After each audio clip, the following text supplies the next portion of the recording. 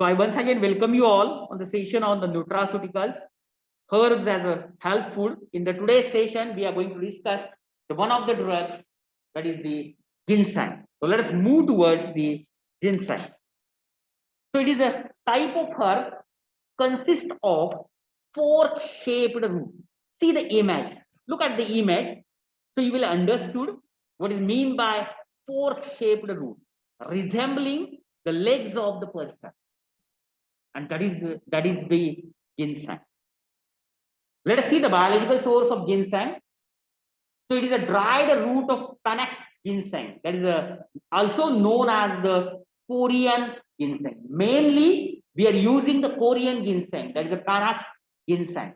And other species of Panax like Panax japonicus, that is also known as a Japanese ginseng.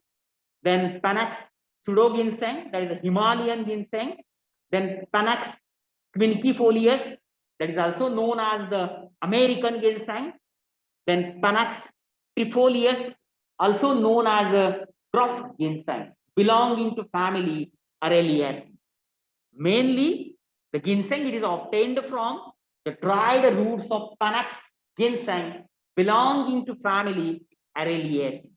There are certain other varieties of the ginsengs are available. That is the Japanese ginseng, Himalayan ginseng, American ginseng, and dwarf ginseng, which are being used as a source of ginseng. Moving towards the synonyms of the ginseng. So it is also known as the Ninjin, then Panax, Asiatic ginseng, then the Chinese ginseng. So these are some of the synonyms of the ginseng. Moving towards the chemical constituents of the ginseng, it comprises mainly the phytoconstituents like the olanic acid, panoxodiol, panoxotriol, tamarol, ginsenosides, panaxosides, and chikusetsu saponin. So these are the major phytoconstituents which are present in the ginseng. Let us move further and we'll see the details of the phytoconstituents which are present in the ginseng. So ginseng comprises the saponin glycosides which are belonging to triterpenoid group. For example, ginsenoside, chikusetsu saponin, and panoxides. So it comprises the saponin glycosides. Then ginsenosides, which comprises of the aglycone tamarol, whereas the panoxides have the olanoic acid as a aglycone.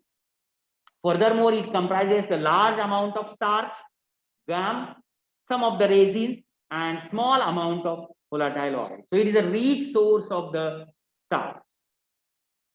Then it comprises the tetracyclic tamarin type of the sapogenins, for example, protopanoxadiol and their glycosides.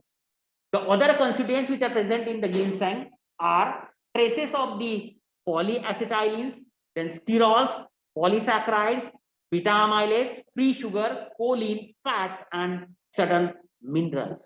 Apart from these, ginseng it is a rich source of the certain vitamins like vitamin B1, B2, B12, then pantothenic acid and the biotin. So if you can see the ginseng which comprises the so many vitamins from the B series, that is the B1, B2, B12, then the pantothenic acid and the biotin, right? So these are the chemical constituents of the ginseng. Let us move towards the health benefits of the ginseng. By considering the phytoconstituent, it seems to be it comprises the glycosides, it seems to be it comprises the certain saponin, isn't it? And all these are having the, along with this, it comprises the starch as a carbohydrate, it comprises certain vitamins.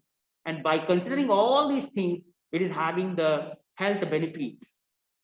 So very first health benefit of the ginseng, so it is going to reduce the blood sugar concentration in the diabetes patient, and it is used to treat the cases of diabetes polyneuropathy. Diabetes polyneuropathy, that is related with the repair many nerves in different parts of body, then reactive depression, then psychogenic impotence, and various child psychiatric disorders. So mainly the ginseng, it is going to be used to manage the blood sugar level. Furthermore, it is going to be used in the diabetes polyneuropathy. It is going to repair the nerves of different parts of body. Furthermore, it is going to be used in the reactive depression, then psychogenic impotence, and child psychiatric disorder. Then ginseng preparations along with the multivitamins and trace element modify the metabolic and liver function in the elderly patient. There are so many preparations of ginseng are available in the market along with the certain vitamins and the trace element, and which could be used to modify the metabolic and the liver function in the elderly patient. Furthermore, the ginseng root, it is a carminative, demulcent, emetic, expectorant, stimulant, and tonic, as it is having a certain vitamins E from B series. The ginseng is widely renowned for its adaptogenic, that is, which is going to help to resist the stress. The properties as it is used to help the body to cope up with the stress and fatigue and to promote the recovery from diseases like hypertension and hypoglycemia. So it seems to be, it is adaptogenic. So automatically it is going to, when we are consuming the ginseng, it is going to reduce the stress and fatigue, and which could be helpful to manage the hypertension or the hypoglycemia. It encourages the secretion of certain hormones. Furthermore, it improves the stamina. It lowers the blood sugar level as well as the cholesterol level. It is used internally in the treatment of disability associated with the old age or the illness, then lack of appetite, insomnia, stress, shock, and chronic illnesses. So these are the some of the health benefits of the ginseng. Let us see further the remaining health benefits of the ginseng. So it is a potent antioxidant. So it is going to reduce the inflammation. It is going to reduce the oxidative stress, and which could be helpful to manage the certain chronic diseases like cardiovascular diseases or the diabetes mellitus. It is beneficial in the mental function, then feelings of calmness and mood in both healthy people and those with the Alzheimer diseases. It seems to be ginseng, it is going to be used to modify, used to promote the brain health, as well as it is going to be used in the treatment of Alzheimer diseases.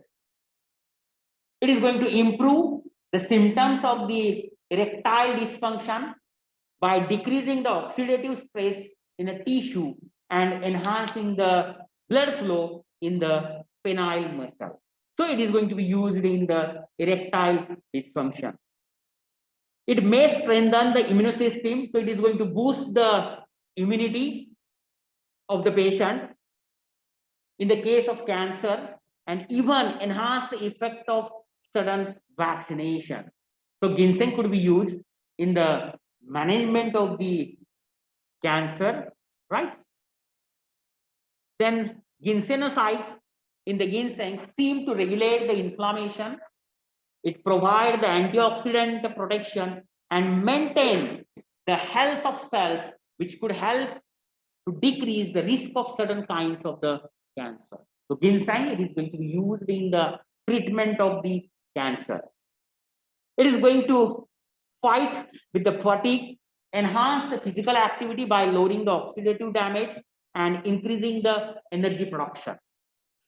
Furthermore, the fermented red ginseng may be help to increase the insulin production. So that could be helpful in the management of blood sugar level, enhance the blood sugar uptake in the cells, and provide antioxidant protection.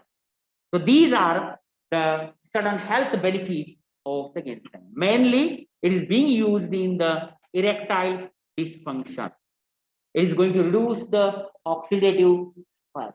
It is going to be used to manage the brain function. It is going to be used in the Alzheimer diseases. It is going to be used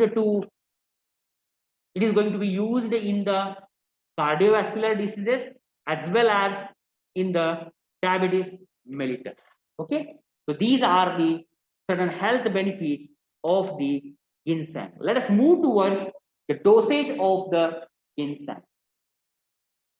So the dosage in a normally we are using 200 milligram to 3 grams by mouth daily for up to 12 weeks. So this is the normal dose of the ginseng which is being used. And there are two suggested doses are there. One, it is with the Alzheimer disease, and second with the mental disorder, and third, that is the flu. So in the case of Alzheimer disease, 4.5 gram to 9 gram administered daily by oral route. Then for mental disorder, 200 to 400 milligram per day orally, or for flu, 200 milligram per day. So these are the dosage guidelines for the ginseng root powder. Let us see the certain side effects of the ginseng. So mainly we are observing the trouble in sleeping, then severe rash on the skin, then liver damage, then the severe allergic reaction, then skin irritation, and the burning. So these are some of the side effects of the ginseng. If you are taking a ginseng, there might be disturbance of sleep, there might be chances of certain skin related problems, maybe irritation, rash, allergic reaction, burning, or there might be chances of the liver damage. The patient is very prone to the liver damage. Then furthermore, headache, restlessness, then raised blood pressure, then the other side effects, especially if it is taken with the caffeine, alcohol, then turnips and bitter or spicy. So these are some of the side effects of the ginseng. Let us move towards the precautions of the ginseng.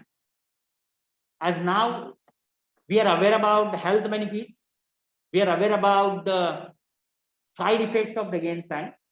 So one should consider the certain precautions also for the ginseng. That is, ginseng, it is unsafe for the infants and children. One should avoid the prescribing the ginseng to the infants and children. Then it should be avoided in the pregnancy and breastfeeding because we don't have enough information, and that could lead to the damage to the baby, isn't it? So it should be avoided during the pregnancy as well as the breastfeeding. Then it should be avoided mainly in the autoimmune diseases such as the multiple sclerosis, then the lupus erythematosus, then rheumatoid arthritis, and the other conditions. One should not take if the person is having the certain autoimmune diseases. It should be avoided. Then it should be avoided in the hormone sensitive conditions such as the breast cancer, uterine cancer, ovarian cancer, endometriosis, or the uterine fibroids. It should be avoided in the organ transplant patient because in the case of organ transplant patients, generally we are prescribing the immunosuppressant. And as we know that the ginseng, it is going to boost the immunity. So there are more chances of rejection of the organ. So one should avoid the ginseng in the case of organ transplant patients.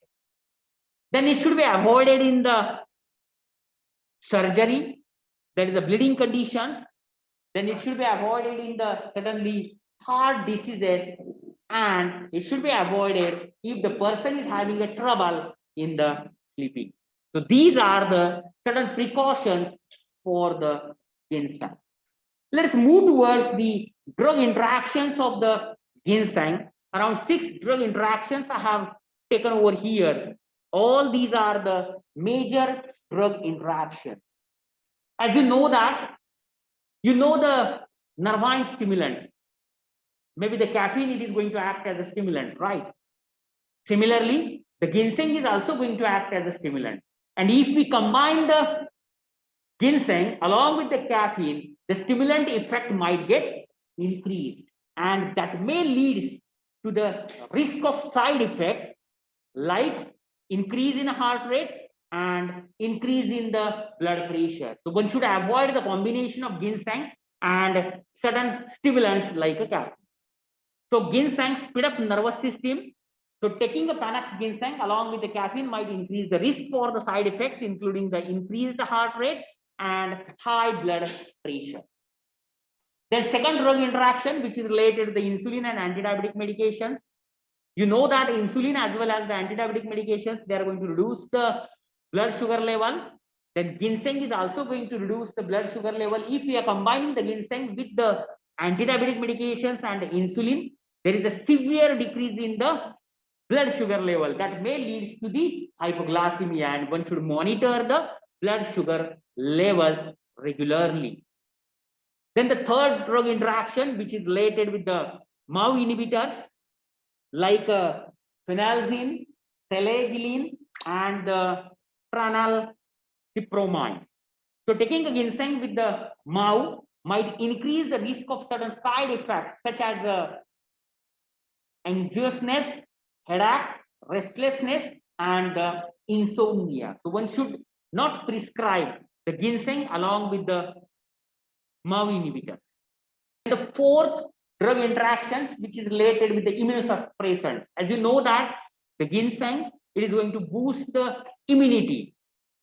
And if we are prescribing the ginseng in the organ transplant patient who is on the therapy of immunosuppressants, that may lead to the rejection of the organ, transplanted organ. So one should avoid such a combination. That is the ginseng along with the immunosuppressant. So ginseng can increase the activity of immunity, right? Ginseng can increase the activity of immune system. It is a powerful immunobooster. So taking a Panax ginseng along with the immunosuppressants might decrease effect of these medications. So effect of immunosuppressants are going to be reduced, and that could lead to the rejection of the organs. Then the ginseng, it slows the blood clotting. As you know that anticoagulants and antiplatelet drugs, they are also going to slow down the blood clotting. They are the blood thinners. So if we are combining the ginseng along with the anticoagulants like warfarin and antiplatelet like aspirin, that could lead to the bruising and bleeding in the patient. Then the last drug interaction, which is related with the midazolam. Midazolam, it is an anesthetic medication. So ginseng might increase how quickly liver break down the midazolam. So taking the ginseng with the midazolam may decrease the effects of midazolam. So here ginseng, it is going to act as an enzyme inducer for the midazolam. So one should not combine the ginseng along with the midazolam. So these are the certain drug interactions related with the ginseng. So ginseng mainly shows the interactions, that is the drug interactions with the stimulants, anti-diabetic drugs, MAO inhibitors, immunosuppressants, then anticoagulant and antiplatelet drugs, and anesthetic medications like the midazolam. So this is about the ginseng. So in this session, we have discussed the biological source of ginseng, synonyms of ginseng, then the chemical constituents of ginseng, health benefits of ginseng, then the dosage, precautions and warnings, side effects, and the drug interactions of the ginseng. Whatever the content I have taken on the slide, it is being collected from the website WebMD. Hope all of you have understood